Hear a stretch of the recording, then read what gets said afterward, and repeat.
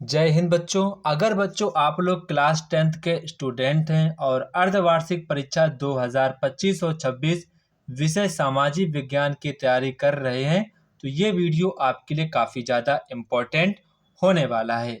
बच्चों आज हम लोग लेटेस्ट पैटर्न पर आधारित एक इम्पोर्टेंट और न्यू क्वेश्चन पेपर देखेंगे जो कि आपके हाफ ईयरली एग्जाम में पूछा जाएगा। बच्चों ये क्वेश्चन पेपर आपका एनसीईआरटी पैटर्न पर आधारित है जो कि आपके एग्जाम के लिए काफ़ी ज़्यादा इम्पोर्टेंट है।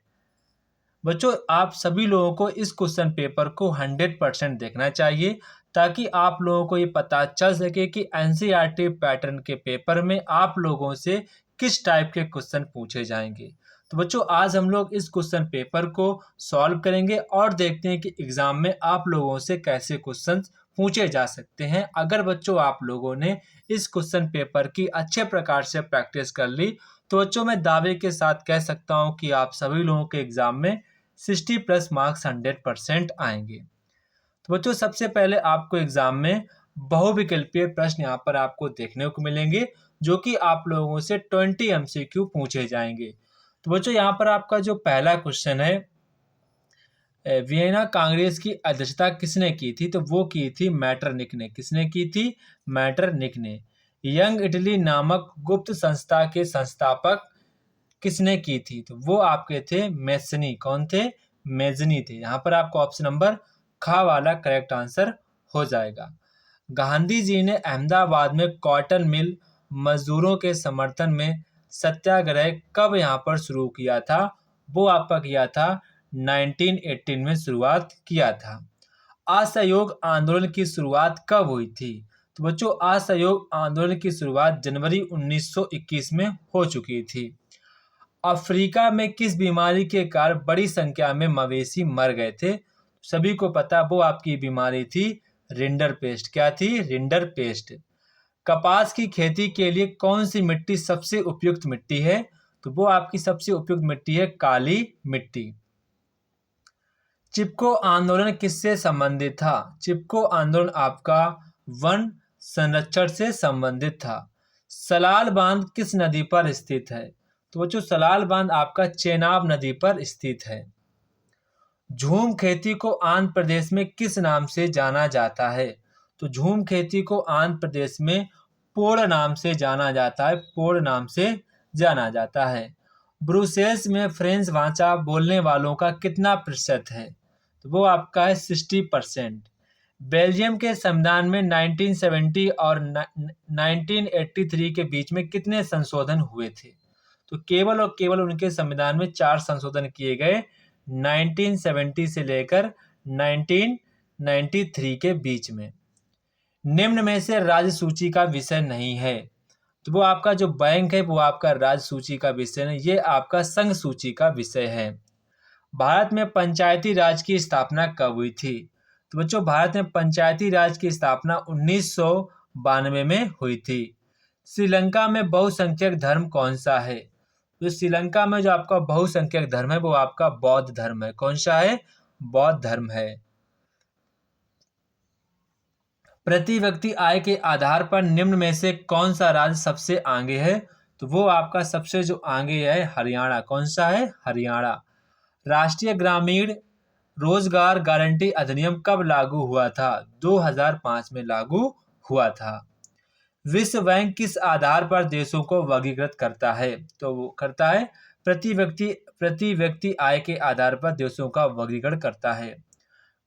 इसके बाद यहाँ पर कह रहे हैं कि जो आपका कोयला सोना चांदी जहाँ से निकाला जाता है वो किस क्षेत्र के अंतर्गत आता है? तो वो आपका प्राथमिक क्षेत्र के अंतर्गत आता है। निम्न में से कौन सा स्रोत अनौपचारिक क्षेत्र से संबंधित नहीं है? तो वो आपका हो जाएगा बैंक। ठीक है, बैंक आपका अनौपचारिक नहीं है। भारत की राजधानी क्या है? तो यहाँ पर आपसे पूछ रहे हैं कि भारत की राजधानी क्या है। इसका आंसर आप सभी लोग मुझे कमेंट बॉक्स में कमेंट करके बताएंगे। इसके बाद बच्चों यहाँ पर आप लोगों से वर्णात्मक प्रश्न पूछे जाएंगे। तो बच्चों यहाँ पर आपको अपना जो आंसर है 80 शब्दों में आंसर लिखना है। कितने शब्दों में आंसर लिखना है? कम से कम आपको 80 शब्दों में आंसर लिखना है। तो बच्चों यहाँ पर आपसे पहला क्वेश्चन कह रहे हैं कि कॉर्न लॉ क्या था, मतलब कि आपको बताना कॉर्न लॉ क्या था, इसे क्यों समाप्त किया गया, इसका यूरोपीय समाज पर क्या प्रभाव पड़ा, इसका यहाँ पर आपको आंसर देना है। अथवा में यहाँ पर आपसे कह रहे हैं कि जालियांवाला बाग हत्याकांड पर आपको संक्षिप्त में टिप्पणी लिखनी है कि जालियांवाला बाग हत्याकांड क्यों हुआ था, किसने करवाया था और वहां पर भीड़ इकट्ठा क्यों हुई थी, किसने गोलियां चलाई थी, कितने लोग मारे गए थे, क्या यहाँ पर कंडीशंस बनी थी, कौन कौन सी समिति बनी थी, इन पर आपको एक 80 शब्दों में चर्चा करके लिख देनी है। ये आपको आंसर काफी इंपॉर्टेंट है, इसको आपको ध्यान करके लिखना है।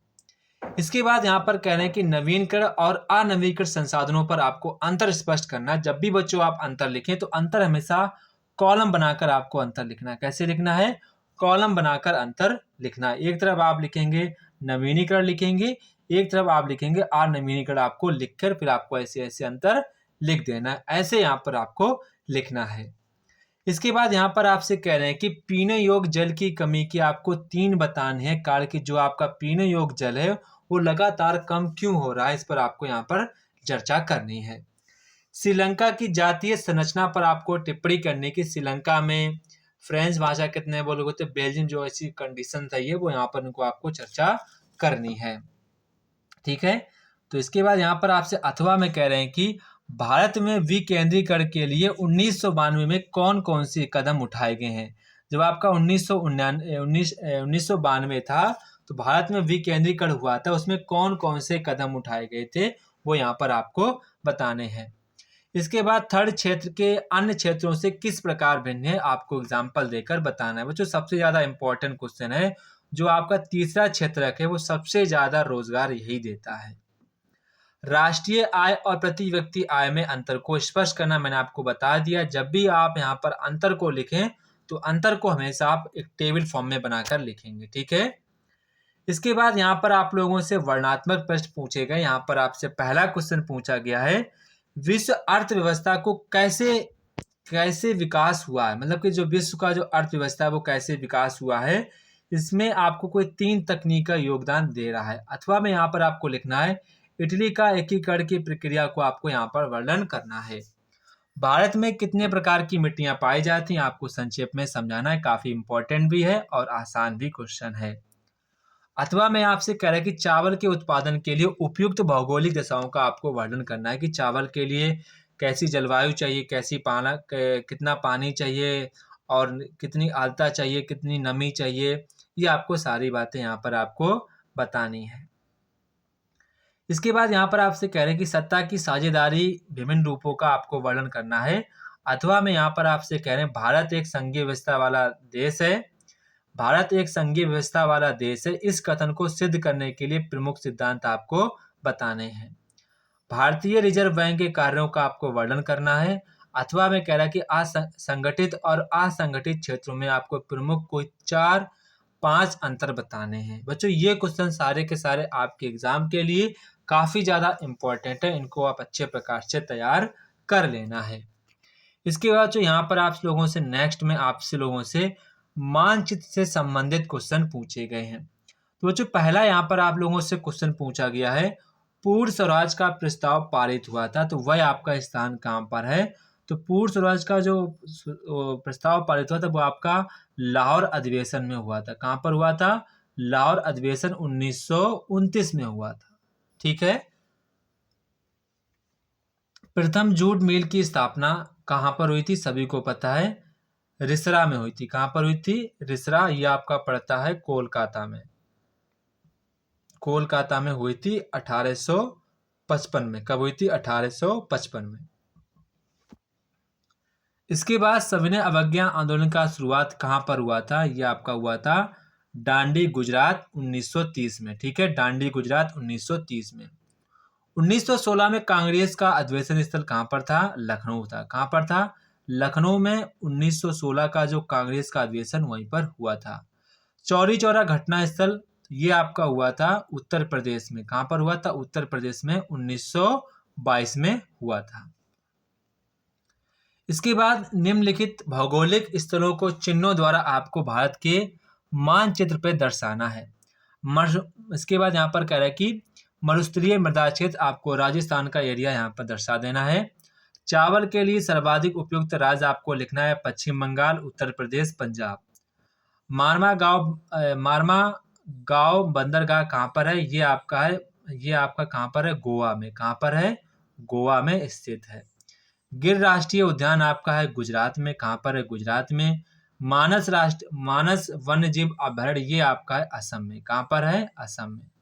तो ये था बच्चों हमारे क्लास 10th का सोशल साइंस का एक इम्पॉर्टेंट क्वेश्चन पेपर, जो कि आपके एग्जाम के पॉइंट ऑफ व्यू से काफ़ी ज़्यादा इम्पॉर्टेंट है। आप सभी लोग इस क्वेश्चन पेपर का अच्छे प्रकार से रिवीजन करना है ताकि आपके एग्जाम में अच्छे मार्क्स आ सकें। तो जय हिंद बच्चों, फिर मिलते हैं अपने नेक्स्ट वीडियो पर। तब तक कि आप सभी बच्चों को जय हिंद। आपको अगला पेपर किस सब्जेक्ट पर चाहिए आप लोग मुझे कमेंट बॉक्स में कमेंट करके बता सकते हैं।